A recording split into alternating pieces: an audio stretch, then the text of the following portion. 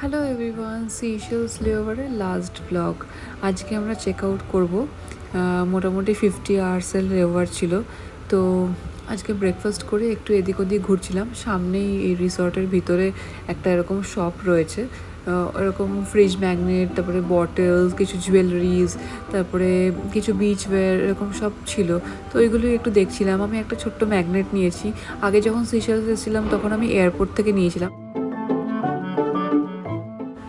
তারপরে এখানে এই শপটাতে না একটু ভ্যারাইটি বেটার লাগলো আমার এয়ারপোর্টের থেকে, তাই জন্য আমি এই শপটা থেকে একটা ছোট্ট টর্টয়েজের ম্যাগনেট নিয়েছি, খুব কিউট ওটা।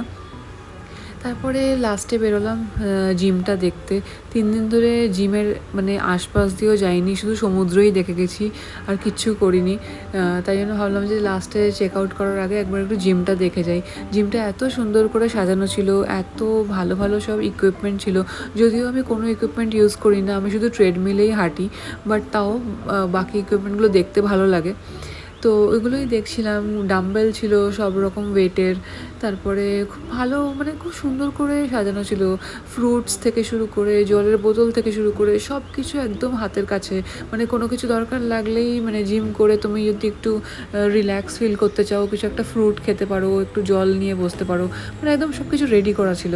আর জিমের সামনেটা একদম বিচের সামনে, জিমে যারা ট্রেডমিলে হাঁটছে তাদের জন্য একদম ভিউটা পুরো একদম ওশান, সামনে একদম পুরো সমুদ্র দেখতে পাচ্ছে।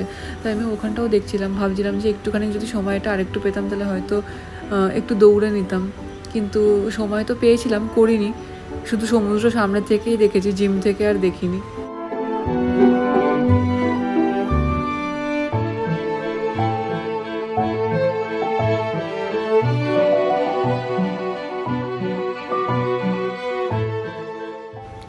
যাই হোক, আমার সিশেলস লেওভারটা, 3 দিনের লেওভারটা কমপ্লিট হয়ে গেল।